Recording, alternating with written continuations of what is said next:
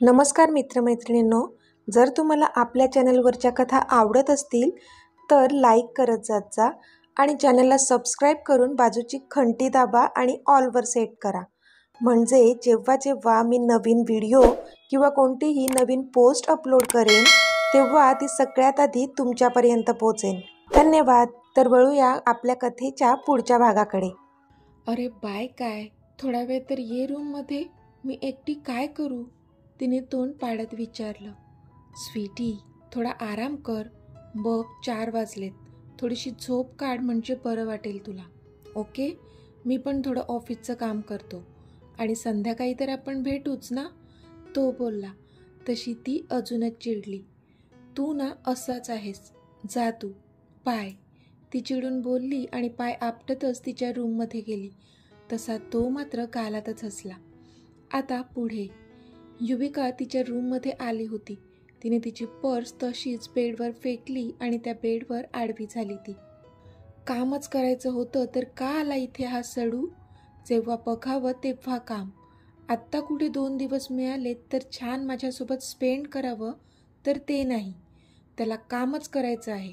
जसं काही 1 दिवस काम नाही केलं तर डुबणार आहे इनामदार ग्रुप. शिट यार, काय करू? सडू, जा तू. मी नाही बोलणार तुझ्याशी. तू आणि तुझं काम, काय ते घाला गोंधळ. ती खूपच चिडली होती त्याच्यावर आणि त्याला कोसत होती. इतक्यात दारावर नॉक झालं. तशी तिची नजर तिकडे वळली, पण तिने दुर्लक्ष केलं आणि पुन्हा उशीत तोंड खुपसून राहिली ती. पण लगेचच पुन्हा टकटक झाली आणि आत्ताची टकटक जरा जोरानेच झाली. तशी ती तावातावाने उठली आणि तिने दार उघडलं. हाय. समोर स्माइली फेस घेऊन आधी उभा होता, पण तिच्यावर त्याचा काहीच परिणाम झाला नाही. तिने रागात त्याच्या तोंडावरच दार लावलं, पण त्याने एका हातानेच ते अडवलं आणि आत येऊन त्याने दार लॉक केलं. ती मात्र बेडवर जाऊन आडवी झाली. राग आला होता ना आम्हाला, खूप जास्त. अरे बापरे, अजून राग आहेच वाटतं, तो बोलला. पण ती नाही की चू नाही, एकदम चिडीत चूप. स्वीटी, एक खूप इम्पॉर्टंट मेल करायचा होता. आय एम सॉरी, तो बोलला. पण तरी समोर शांतता. युवी, ऐक ना. अगं खरंच मी येणार होतो, पण अशीच तुझी थोडी मज्जा घेतली. सॉरी ना, तो बोलला. तशी ती मांजरीसारखे बारीक डोळे करून त्याच्याकडे पाहू लागली.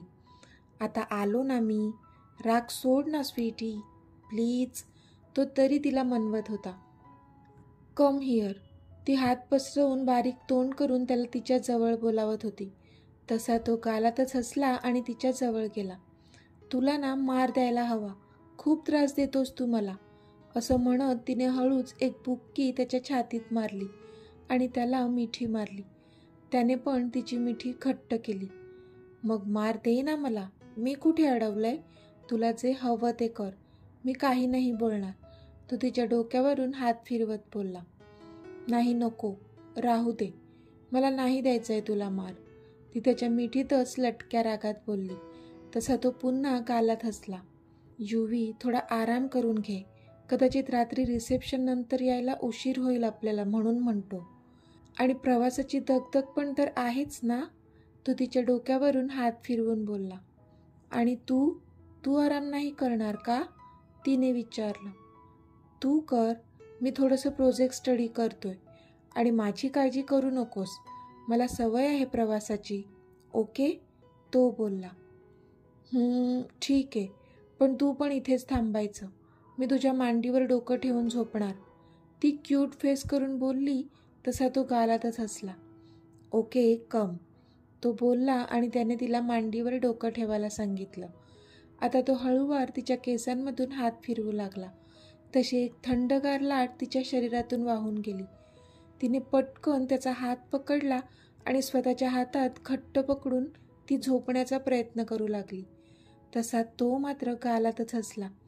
वेडीच आहे, थोड्याशा स्पर्शाने पण शहारते, तो हसत मनातच बोलला. पण प्रवासाने थकली असल्यामुळे तिला लगेचच झोप लागली. मग त्याने अलगद स्वतःचा हात तिच्या हातातून सोडवून घेतला आणि तिचं डोकं हळूच खाली ठेवलं, तिच्या अंगावर पांघरून दिलं आणि मग तो त्याचं काम करू लागला. डॅड डॅड, रियांश त्याच्या घरातच आवाज देत होता. त्यालाच कसंही करून त्याच्या डॅडना सांगायचं होतं की तो उद्या गिफ्ट डिस्ट्रीब्यूट नाही करणार. अरे काय झालं तुला इतकं ओरडायला? रियांशची मॉम बेडरूममधून बाहेर येत बोलली. मॉम, डॅड कुठे आहेत? रियांशने विचारलं. तुला कशाला हवे आहेत डॅड? आणि तू इतक्या लेट का उठलास? मॉमने विचारलं. सॉरी मॉम, तू सांग ना डॅड कुठे आहेत? रियांश अधीरतेने विचारू लागला. अरे पण काय काम आहे ते तरी सांग, मॉमने विचारलं. मॉम तू सांग ना प्लीज, एकतर ते त्यांचा फोन पण उचलत नाहीयेत, रियांश चिडचिड करत बोलला. बरं चिडू नकोस, ऐक, तुझ्या डॅडना इतके दिवस झाले थोडा त्रास होत होता.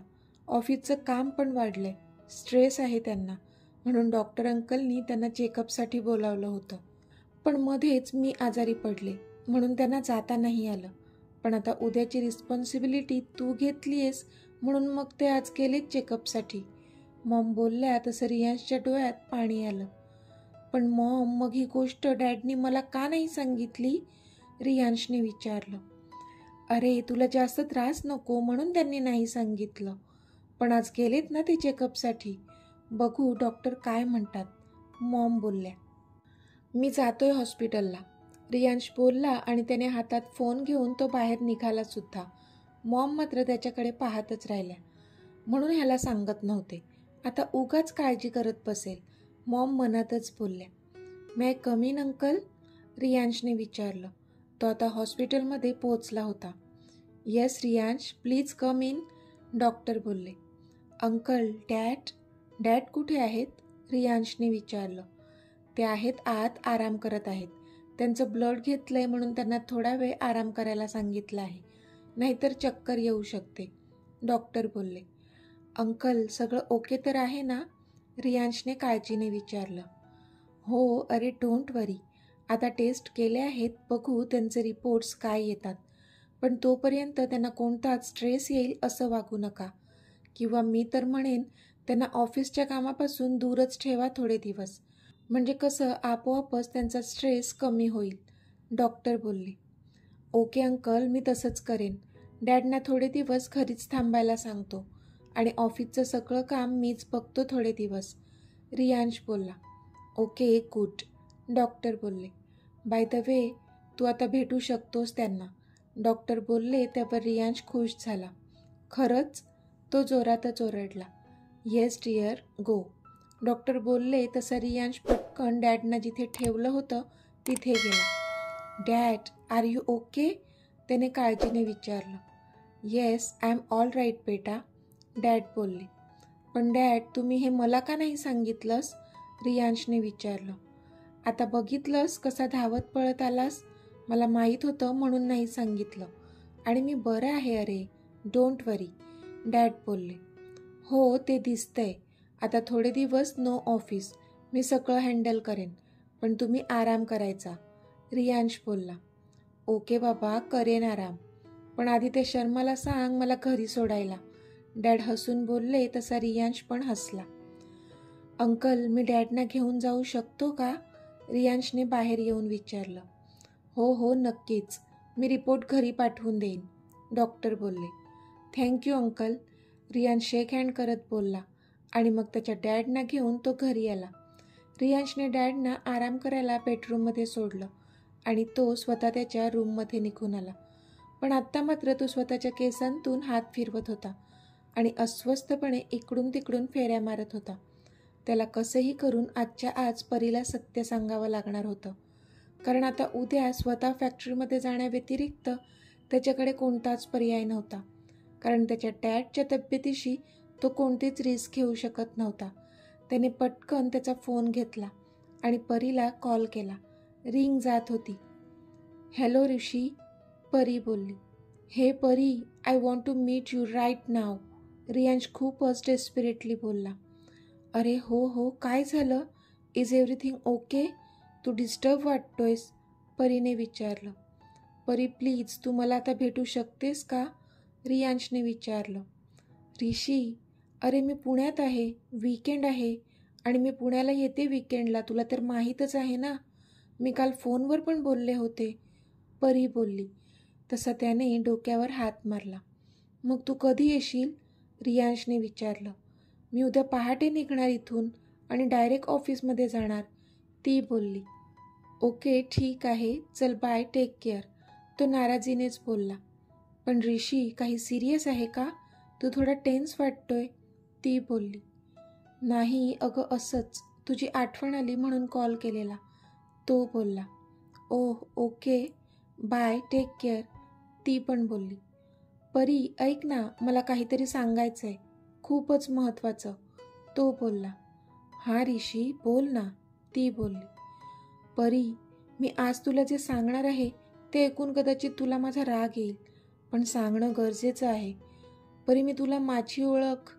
रियांश बोलतच होता की त्यांचा एक स्टाफ धावतच त्याच्या रूममध्ये आला. साहेब, मोठ्या साहेबांना अचानक चक्कर आली आहे, तुम्हाला मॅडमने खाली बोलावलंय, तो स्टाफ बोलला. तसं रियांशने फोन कट केला आणि तशीच खाली धाव मारली. परीला कळलंच नाही की काय झालं. तिने पुन्हा कॉल लावला त्याला, पण तो मात्र तिचा कॉल आता घेत नव्हता. मॅडम, झोप झाली असेल पूर्ण तर आता उठणार का तुम्ही? त्याने तिला घड्याळ दाखवत विचारलं. तसं तिने एक आळस दिला आणि उठली ती. किती वाजले आधी? 6:30 वाजलेत, तो बोलला. व्हॉट? मग तू मला उठवलं का नाहीस? युवी बोलली. तसे त्याने डोळे गोल गोल फिरवले. अगं, कधीपासून मी तुला उठवत होतो, पण तू काही उठतच नव्हती, तो बोलला. आय एम सॉरी, मी लगेच तयार होते, ती बोलली. इट्स ओके डिअर, निवांत केलं तरी चालणार आहे, थोडं लेट केले तरी चालेल, तो बोलला. ओके, तू जा तुझ्या रूममध्ये, मी तयार होते, ती बोलली. ओके मॅम, तो बोलला आणि हसून त्याच्या रूममध्ये निघून गेला. तो जसा गेला, युविकाने तिच्या बॅगमधून साडी काढली आणि तयार होऊ लागली. ती आधी त्याच्या रूममध्ये आला होता आणि तो त्याचा रेडी होऊ लागला. थोड्याच वेळाने तो रेडी झाला. आता त्याने एकदा आरशामध्ये स्वतःला पाहिलं आणि एक स्माईल केली आणि मग तो युविकाच्या रूमच्या बाहेर येऊन उभा राहिला आणि त्याने दारावर नॉक केलं. युविकाने दार ओपन केलं आणि आत्ता जशी त्याची नजर युविकावर पडली, तो तिच्याकडे पाहतच राहिला. पर्पल कलरच्या साडीमध्ये ती खूपच सुंदर दिसत होती. आज केस मोकळेच सोडले होते, मॅचिंग ज्वेलरी घातली होती. मेन म्हणजे आज चष्मीसने चष्मा लावला नव्हता, लेन्स लावले होते, त्यामुळे तिचे आधीच सुंदर असणारे डोळे अजूनच सुंदर दिसत होते. त्या साडीमध्ये तिची फिगर फ्लॉन्ट होत होती, त्यामुळे आदित्य बाबूंची विकेट आधीच पडली होती. हातात पर्स घेऊन ती दारात उभी होती. Wow, you are looking just awesome dear, तो तिच्यावरची नजर न हटवताच बोलला. तशी ती मात्र लाजली त्याच्या त्या नजरेनेच आणि त्याच्या कॉम्प्लिमेंटने. थँक्यू, ती कानामागे केस सारत हसून बोलली. सो प्रिन्सेस, चलायचं? त्याने तिच्यासमोर हात धरत विचारलं. तसं तिने पण तिचा हात त्याच्या हातात ठेवला आणि हसून हो बोलली ती. मग तो तिला घेऊन गाडीजवळ आला आणि ते त्या वेडिंग रिसेप्शनवर जाण्यासाठी निघाले. थोड्याच वेळात ते त्या वेडिंग डेस्टिनेशनवर पोहोचले होते. खूप भव्य असा देखावा होता तो. सगळीकडे रोषणाई होती. लग्नाच्या सगळ्या विधी होऊन आता रिसेप्शन सुरू झालं होतं. तो गाडीतून खाली उतरला आणि त्याने तिच्यासाठी गाडीचं दार उघडलं. तशी ती पण गाडीतून खाली उतरली. Hello mister Inamdar, please come in. एंट्रन्सवरच मिस्टर मेहतांनी त्यांचं स्वागत केलं आणि त्यांना आत घेऊन गेले. आदित्य आणि युविका स्टेजवर चढले आणि दोघांनीही नवरा नवरीच्या हातात फुलांचा बुकेट दिलं आणि त्यांना लग्नासाठी खूप साऱ्या शुभेच्छा पण दिल्या. त्यांची भेट घेऊन ते खाली उतरले. आधी आपण किती वेळ थांबायचे इथे? युविकाने हळूच त्याच्या कानात विचारलं. युवी, आत्ता कुठे आपण आलो आहोत, लगेच कसे जाणार? थोडंसं थांबू, जेवून घेऊन आणि मग जाऊ.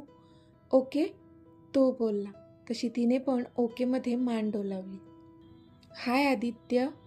इतक्यात त्यांच्या कानावर एक ओळखीचा आवाज पडला. तसे दोघेही त्या आवाजाच्या दिशेने पाहू लागले तर समोर एक खूपच सुंदर मुलगी उभी होती. तिने मॉडर्न असा वन पीस घातला होता, ज्यामधून तिचं अंगप्रदर्शन जास्तच होत होतं. खूपच हॉट दिसत होती ती. युविकाने तिला ओळखलं होतं. ती तीच होती, शिखा, जी त्यांना बँगलोरच्या पार्टीमध्ये भेटली होती. युविका तिच्याकडे पाहतच होती की ती पटकन आदीच्या जवळ गेली आणि तिने आदीला मिठी मारून त्याच्या गालावर किस केलं. युवीला लगेचच आदी आणि त्या शिखाचा त्या दिवशीचा तो इंटेन्स किस डोळ्यांसमोर आला आणि तिच्या डोळ्यात तिच्यासाठी राग दाटून आला. हाय आदित्य, शिखा बोलली. हाय, आदित्य कसंनुसं हसत बोलला. पण युवीच्या चेहऱ्यावरचे एक्सप्रेशन्स पाहूनच बिचाऱ्याने एक औंढा गिळला. सो आज पुन्हा आपली भेट व्हायची होती तर, शिखा खूपच मादक अंदाजात बोलली. एक्सक्यूज मी, असं म्हणत आदी युविकाच्या जवळ गेला. ओह, तर तू पण आहेस, शिखाने युविकाला पायापासून डोक्यापर्यंत न्याहाळत विचारलं. तशी युविका हाताची घडी घालून तिच्यासमोर उभी राहिली. आदित्य, अरे तू अजून तुझी असिस्टंट चेंज नाही केली का? शिखा युविकाकडे पाहून खूपच कसं तरी तोंड करत बोलली. तशा युविकाने रागानेच हाताच्या मुठी घट्ट आवळल्या आणि ती तिथून निघून गेली. युवी, वेट, आदित्य म्हणतच होता, पण तोपर्यंत ती तिथून निघून गेली. तिला त्या शिखाचा राग आला होता. आधी तिच्या पाठी जाणार तोच शिखाने त्याचा हात पकडला. अरे जाऊ दे तिला, एक असिस्टंटच तर आहे ना ती, शिखा बोलली. She is not my assistant, she is my partner in this project. आधी स्वतःचा राग शांत करत बोलला. तशी शिखा त्याच्याकडे पाहतच राहिली. एनिवेज, लेट्स डान्स, शिखा विषय बदलत बोलली. No, I am not interested, Aadi बोलला. ओ आदित्य, प्लीज चल ना, माझ्यासोबत कोणीच पार्टनर नाही आहे, शिखा इन्सिस्ट करू लागली. नो, आय एम सॉरी, तो बोलला आणि जातच होता की मिस्टर मेहता तिथे आले. अरे Aditya, miss Shikha, come join the dance floor please. Mister मेहतांनी त्यांना हाताला पकडून डान्स फ्लोअरवर पाठवलं. तसा आदित्यचा नाईलाज झाला आणि तो डान्स फ्लोअरवर गेला. पण त्याची नजर मात्र युवीला शोधत होती. त्याला ती समोर बसलेली दिसली. तेव्हा कुठे त्याच्या जीवात जीव आला. पण त्याला कुठे माहीत होतं आता काय होणार होतं. इथे रागात बसलेल्या युविकाचा त्या दोघांना डान्स फ्लोअरवर बघून अजूनच जळफळाट झाला होता. आतला ज्वालामुखी फुटला होता. त्याच रागात ती उठली आणि तर मित्रमैत्रिणींनो, आजचा भाग तुम्हाला कसा वाटला ते मला कमेंटमध्ये सांगा.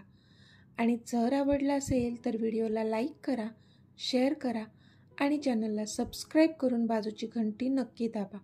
चला तर भेटूया आपल्या पुढच्या भागात. तोपर्यंत धन्यवाद.